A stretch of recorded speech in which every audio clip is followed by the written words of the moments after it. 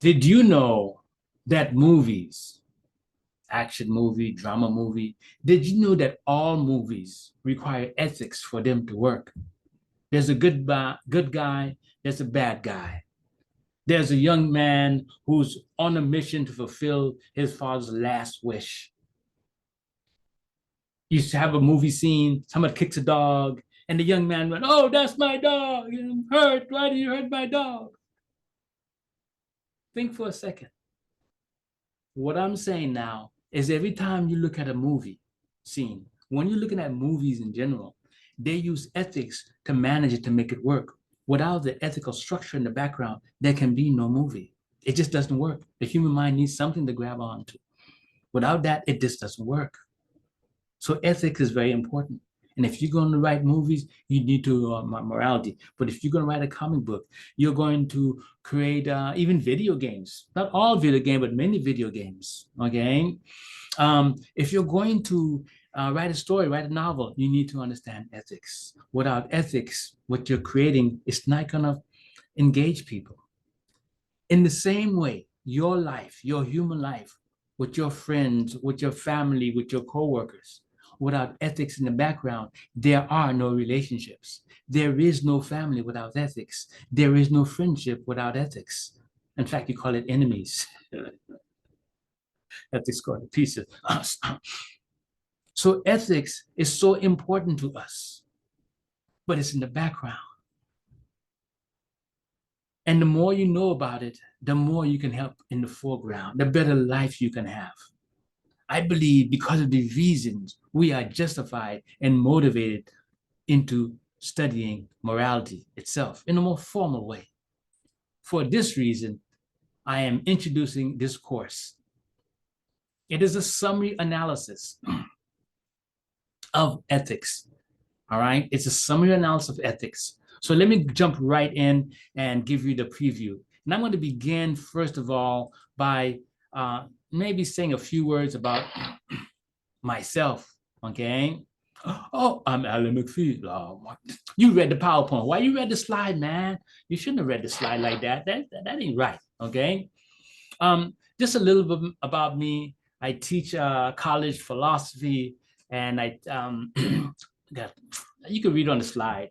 I got my bachelor's in philosophy from UC Davis, and I got my master's from Stanford University, and so for me, teaching philosophy is part of my job. But when I look at life itself, it's not about me. This is nothing about me. I could fail. All the philosophers we will talk about in this course can fail in their interpretation of morality. And guess what? It would still continue. Okay. Philosophy is a way of life. It gives you structure to how you should proceed in life. All right. And this introductory course is going to summarize the big ideas of ethics so that if you happen to be taking, say, a course in ethics, okay, you can use this with any intro course, even advanced courses actually. All right. So I create this PowerPoint that illustrates the big ideas. All right. A little bit about this PowerPoint. All right.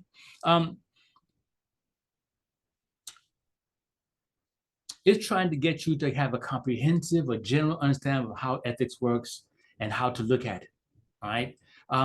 That is, from going through this PowerPoint, you can stop, replay it again and again. You'll have a general understanding. It's promoting critical thinking.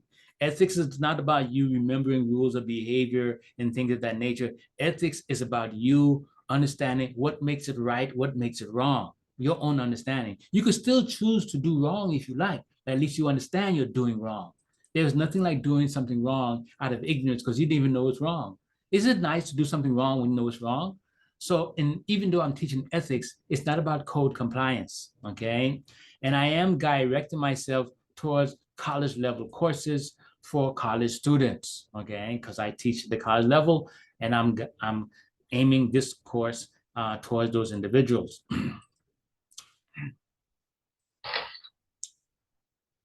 So that's a little intro, all right, of me. We want to jump right in and continue the introduction, the big picture. All right. This course, if we want to look at some big things about this course, right? And this is what this is about, general information about the course, all right?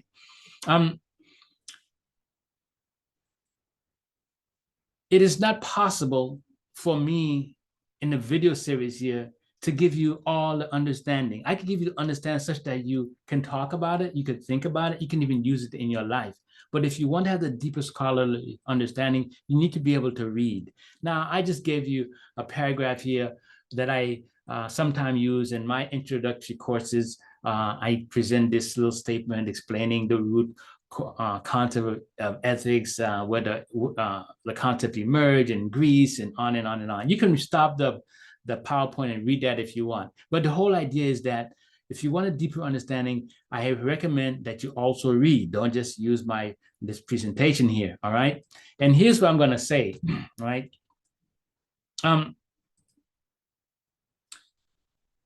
There's going to be concepts here you may not understand.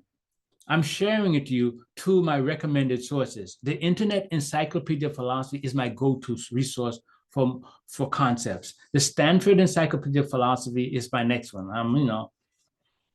I graduated from Stanford, but those two encyclopedias, which are online accessible, all right, are geared, they don't have a commercial agenda because they're maintained by universities. And you're going to encounter concepts like deontology, hedonism. You can go to the Internet Encyclopedia, look up those concepts to get a deeper understanding. If you can do that, your understanding will be well-grounded, okay? Well-grounded. So I highly recommend, especially use the Internet Encyclopedia of Philosophy or any other source, all right? Secondary understanding is very, very good. So textual work is good to ground the idea inside of you. Another big idea to consider is this phenomenon. When we talk about ethics, morality, okay, this is different from state laws. On the PowerPoint, I'm calling it government laws because more people understand what the word government means. But formally, it's called the state. The state is the state of California, the state of Florida, the United States, okay? The states, right? And so government laws, we guide ourselves by government regulations. You're a good citizen when you follow those regulations. But a good citizen could be immoral because the laws that are constructed by the state may be wrong, like when you have a dictatorship going on.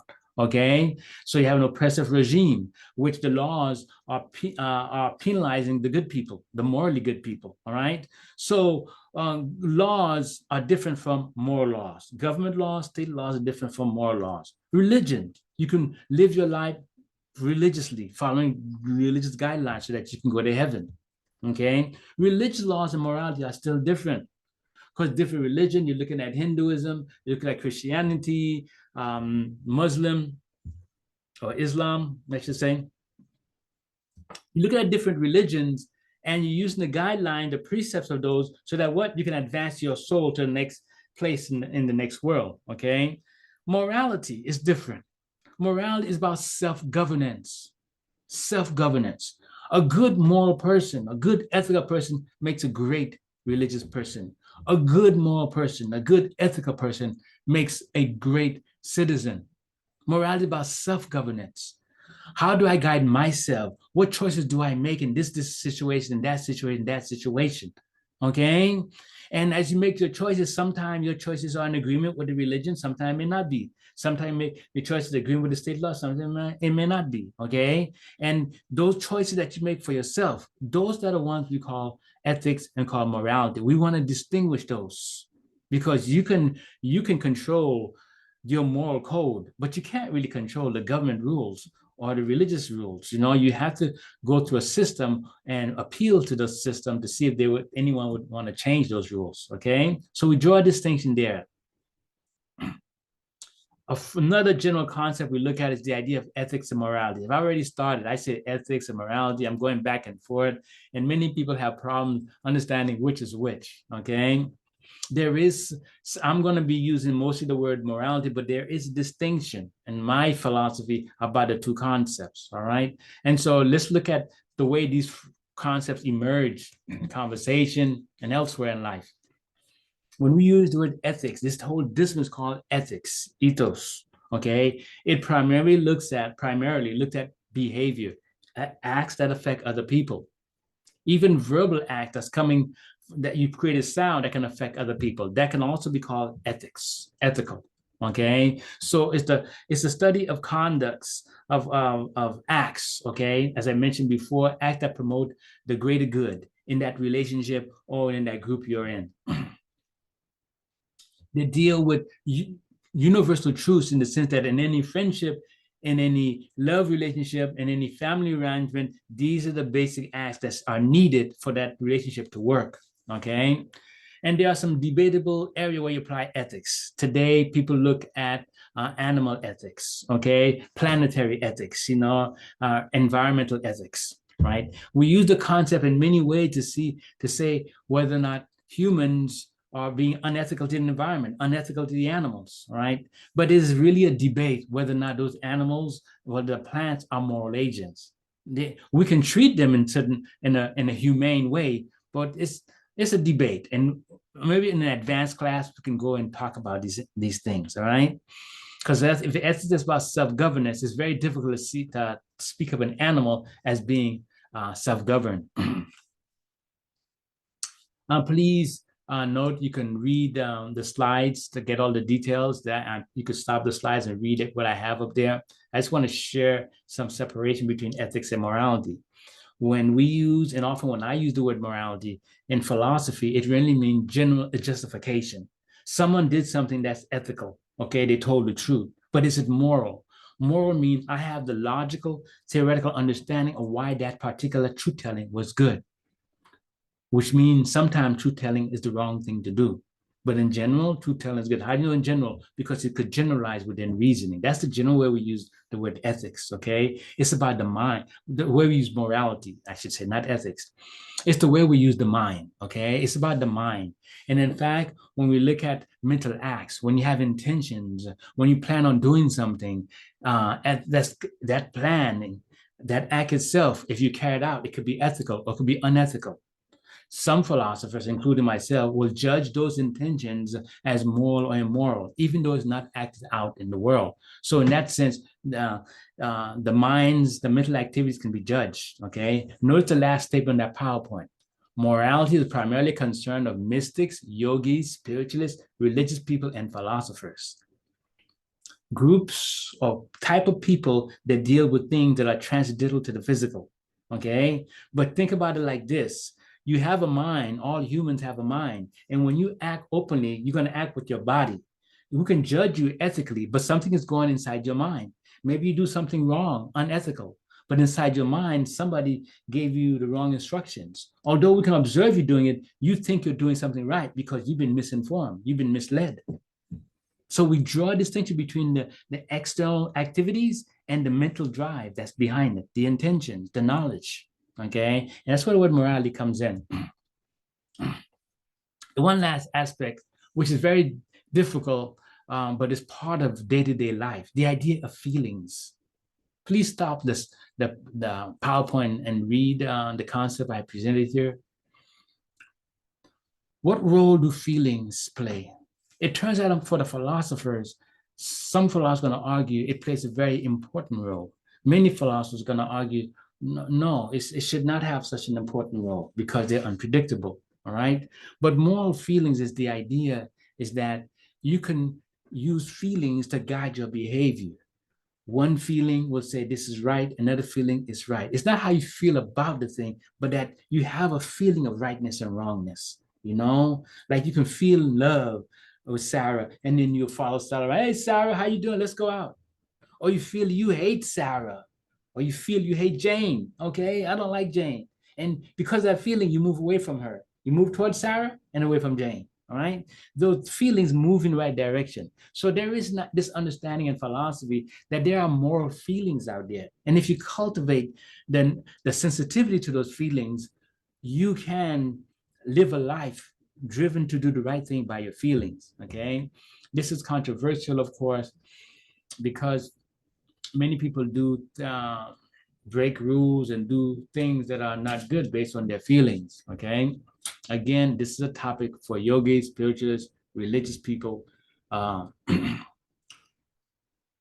all these concepts If you're going to look at morality in full, all these concepts must be looked at, all right? So I draw a distinction between three things, really: ethics, morality, and moral feelings, all right? These are going to play part as we dive deep. And as you're sitting there, many of you are already making decisions already. You make these, judge people by their acts. When they share certain intention, you judge them as well. Why are you thinking that, man? That is so wrong. And we definitely judge people on their feelings and personal relationships. The last thing to be mentioned in the category of the general is this. The formal study of ethics is very complicated. You can get a PhD. You can spend 3-4 years studying this topic to fully master it. We're giving you a summary understanding so that you can enter any ethics course and feel that you can connect. Pick up any ethics book and feel that you can connect, all right? It's the purpose of this summary or comprehensive understanding of ethics, all right? There are 3 branches. Normally, when you say the word ethics, you talk about normative ethics. These are rules or principles that tell you how to behave. This course is dedicated primarily to normative ethics because we're going to look at ethical theories. That's a normative concept, okay?